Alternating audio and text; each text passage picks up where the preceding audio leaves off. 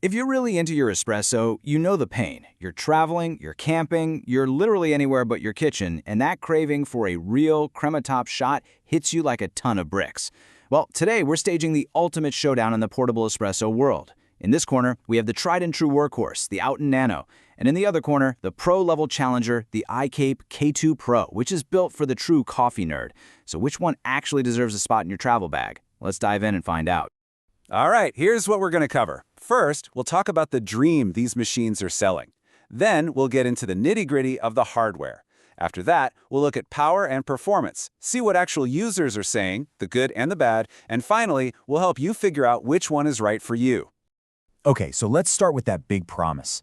At the end of the day, the mission for both of these gadgets is to rescue you from the horror of bad hotel coffee and those sad, mediocre airport brews.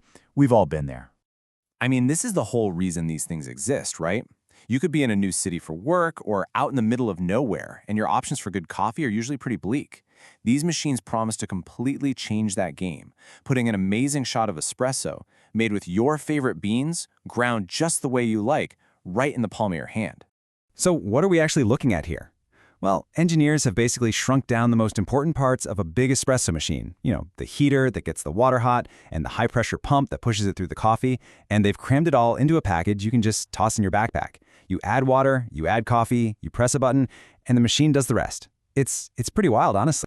Now for our first big comparison. And trust me, this is a huge one, the coffee basket. This single part is where the path for a casual user and the path for a serious coffee geek really start to split. Just look at these numbers. The Outin Nano uses this unique 45mm basket that only works with its own system.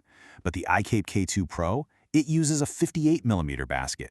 Now that might not sound like a massive difference, but in the world of espresso, 58mm is the universal standard for professional cafe-style machines. It gives you a wider, shallower puck of coffee, which really helps you get a more even and flavorful shot. And this is exactly why that standard size is a total game changer. With the kape, any 58mm accessory you already have or want to buy is going to fit. We're talking tampers, funnels, special custom baskets, all of it. This just blows the doors wide open for customization, letting you tweak and perfect your shot just like you would on a big machine at home. The Outin, on the other hand, kind of locks you into its own little ecosystem. All right, so we've looked at the hardware. Now let's talk about what's powering these things. How much juice do they have, and what does that actually mean for making coffee when you're out and about?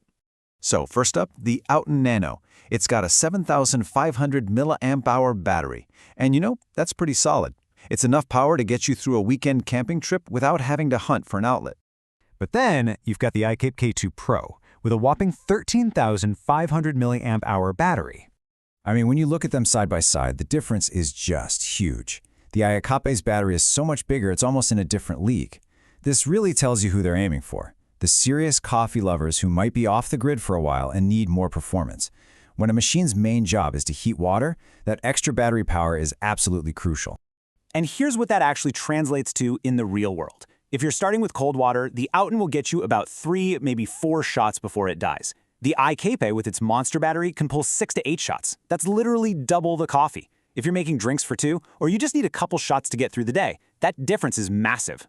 And the differences don't stop there. Look at how you actually use them. The Outin is all about simplicity. It's got one button that does everything. Long press to heat and brew, double press to just brew with hot water you already have. Simple. The iCap, though, it leans into complexity, connecting to an app on your phone for a much, much deeper level of control. And that app isn't just a gimmick, either. It lets you dial in the exact water temperature you want. You can adjust the pre-infusion time. That's a low-pressure soak of the coffee grounds that can pull out more flavor. You can control the total brew time, and it even has this wild feature where you can schedule a brew. You could literally set it up the night before and have a fresh shot waiting for you the second your alarm goes off. Okay, so on paper, the kape seems like the clear winner for any coffee enthusiast, right? But specs are one thing, real-world reliability is something else entirely. Let's see what people who've actually spent their hard-earned money on these things are saying. When it comes to the Outin Nano, the feedback is almost always positive about one thing. It just works. Reviewers call it a workhorse, and they love it because it's dependable. Day in and day out, it just makes a good, solid shot of espresso with zero drama. But it's not all perfect.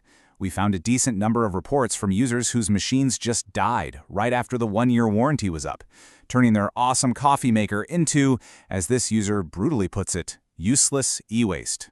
So there might be some questions about long-term durability here. Now, for the kape K2 Pro. When this thing is working, the praise is off the charts.